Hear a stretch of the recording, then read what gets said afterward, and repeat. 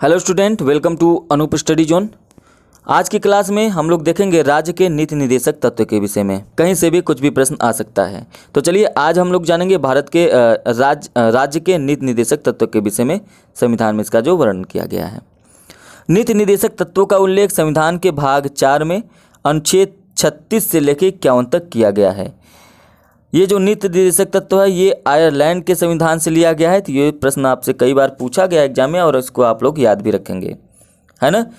इन्हें लागू करना राज्य की इच्छा पर निर्भर करता है। इन्हें न्यायालय द्वारा लागू नहीं किया जा सकता है। मतलब ये है कुल मिलाकर इसको जो है वैधानिक शक्ति प्राप्त नहीं है।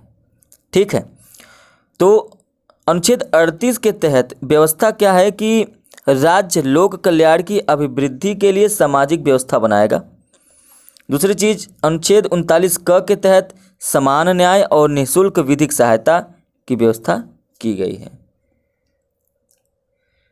अनुच्छेद 40 में देखिए हम लोग क्या होता है कि इसमें अनुच्छेद के विषय में यदि हम लोगों को पता होगा, कुछ इंपॉर्टेंट अनुच्छेद होते हैं उनके विषय में पता होगा तो क्या होगा कि एग्जाम में कहीं से भी प्रश्न पूछेगा तो आपको पता हो जाएगा। अनुच्छेद 40 के तहत ग्राम पंचायतों के गठन का प्रावधान किया गया है। आप प्रीवियस ईयर्स पेपर्स को उठाकर देखेंगे यूपी ट्रिपल एस से, कहते ये जो प्रश्न है कि अनुच्छेद 40 ये बहुत बार पूछा गया है कि ग्राम पंचायतों का गठन का जो प्रावधान है किस अनुच्छेद के तहत किया गया है, तो वो अनुच्छेद 40 के तहत किया गया है।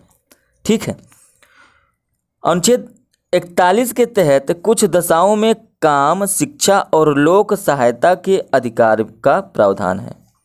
अनुच्छेद 42 के तहत काम की न्याय संगत और मानवोचित दशाओं का तथा प्रसूति सहायता का उपबंध किया गया है।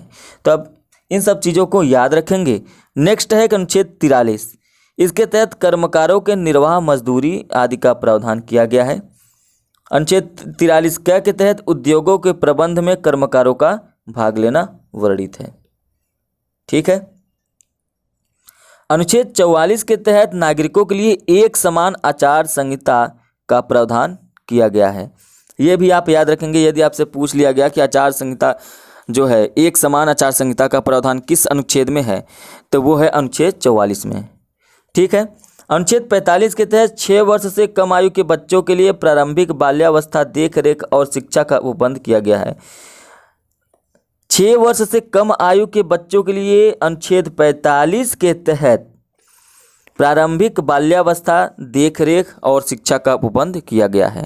अनुच्छेद 46 के तहत अनुसूचित जाति, अनुसूचित जनजाति और अन्य दुर्बल वर्गों के शिक्षा और अर्थ संबंधी हितों की अभिवृद्धि का वर्णन है।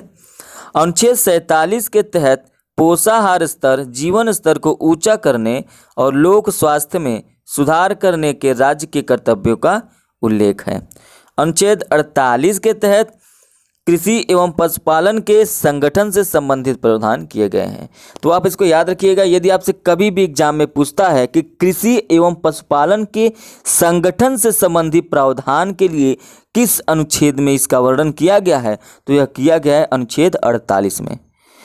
अब यह अनुच्छेद 48 भी आपके लिए इम्पोर्टेंट है, जो कि कई बार प्रश्न में पूछा गया है।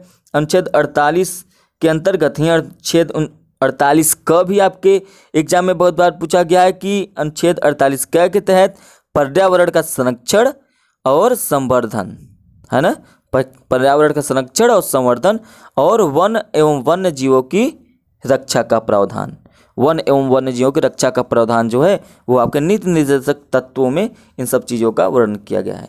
अब आप लोग अच्छी तरह से जानते हैं कि राज्य इसको मतलब लागू कर भी सकता है और नहीं भी, यह राज्य के ऊपर निर्भर करता है।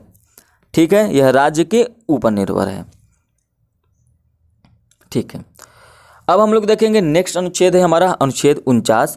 अनुच्छेद 49 के तहत राष्ट्रीय महत्व के स्मारकों, स्थानों और वस्तुओं के संरक्षण का प्रावधान।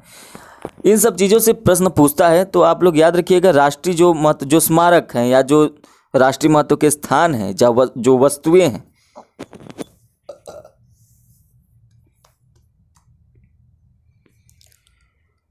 उनके संरक्षण का जो प्रावधान है वो अनुच्छेद 49 के अंतर्गत है। अनुच्छेद 50 के तहत कार्यपालिका एवं न्यायपालिका के पृथक्करण का प्रावधान है। ये वेरी इंपॉर्टेंट हो जाता है और आप इसे याद रखेंगे। कार्यपालिका और न्यायपालिका का पृथक्करण का प्रावधान अनुच्छेद 50 में है। लास्ट अनुच्छेद है हमारे नीति निर्देशक तत्वों का कि अनुच्छेद 51 में अंतर्राष्ट्रीय शांति और सुरक्षा की अभिवृद्धि संबंधी प्रावधान किए गए हैं। तो आपको कम से कम ये जो 5 पॉइंट हमने बताया कि एक अनुच्छेद 50 याद रखना है, कार्यपालिका और न्यायपालिका की शक्तियों को जो पृथक किया गया है इसमें उसका प्रावधान।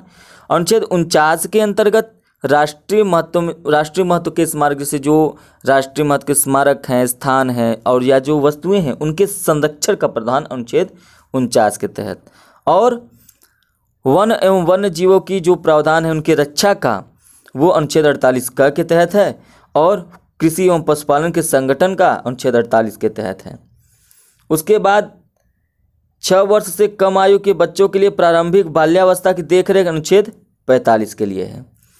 एक प्रश्न हमने आपको यहाँ पर बताया कि अनुच्छेद 40 जो है वो ग्राम पंचायतों के गठन का प्रावधान है। तो इन सब प्रश्नों को आप याद रखेंगे, है ना? ठीक है, तो आज की क्लास यहीं पर समाप्त होती है। मिलते हैं नेक्स्ट क्लास में। यदि आप चैनल पे पहली बार हो तो चैनल को जरूर सब्सक्राइब कर दीजिएगा। तब तक के लिए धन्यवाद।